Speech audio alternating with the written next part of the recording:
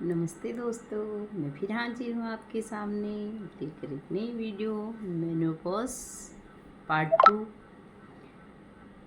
तो ऋतुकाल कभी कभी किन घटनाओं से प्रभावित हो सकता है, अब हम उस पर चर्चा करेंगे।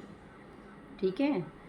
तो ऋतुकाल कभी कभी क्या होता है, शल्य चिकित्सा यानी ऑपरेशन।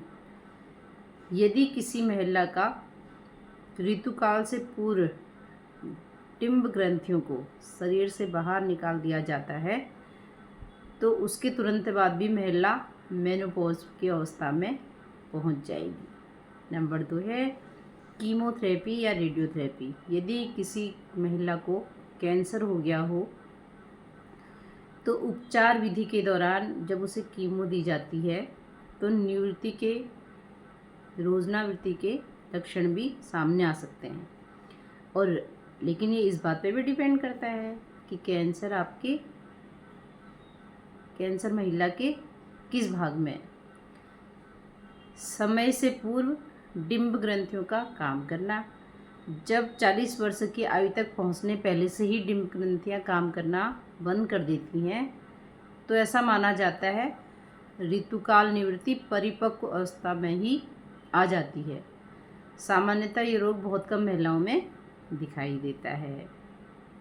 अभी तक इन कारणों का कोई विशेष पता नहीं चल पाया है।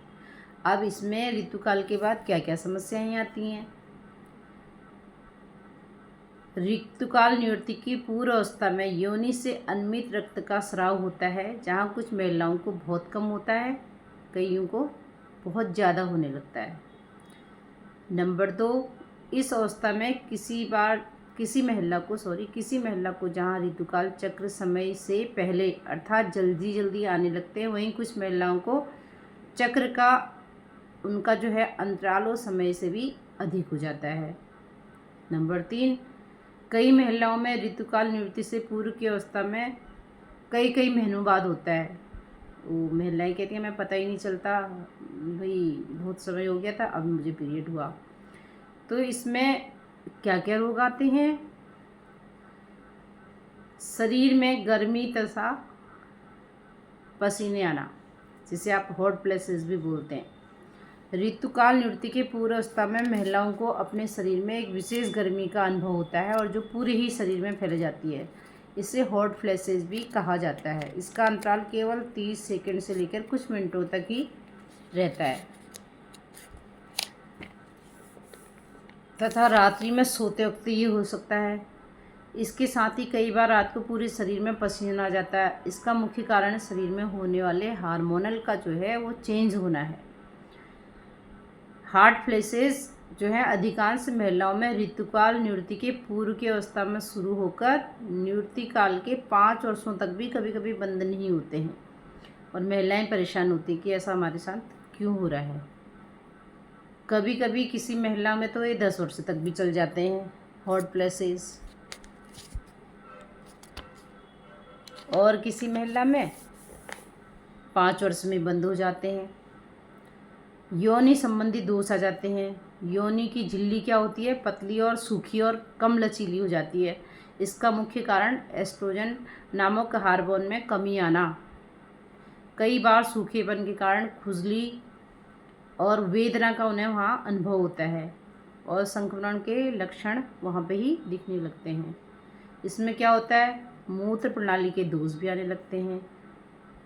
मूत्र की जो नलियाँ होती हैं वो पतली होने लगती हैं, वो सूखने भी लगती हैं कभी कभी। ऐसा होने पर मूत्र प्रणाली में बार बार पेशाब जाना, हंसने तथा खांसने पर पेशाब आना और श्रोणि प्रदेश की मांसपेशियों पर चोट पड़ने पर पेशाब बाहर आ जाने की एकदम संभावना बनने लगती है।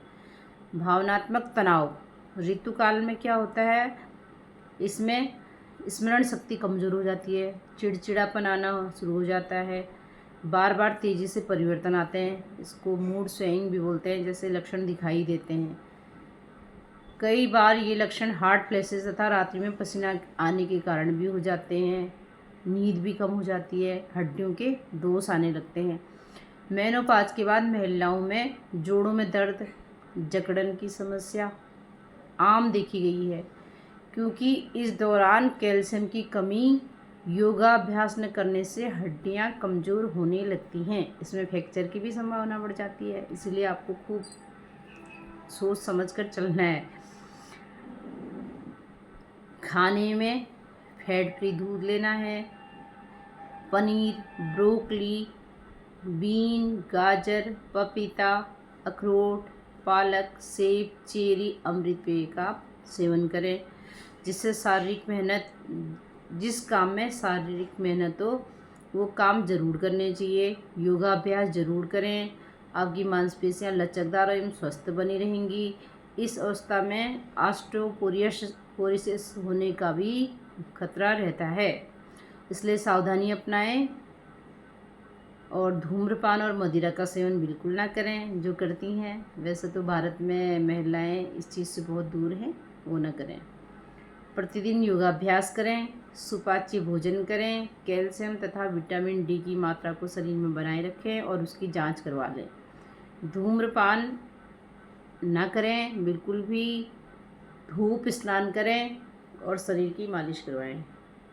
नमस्कार।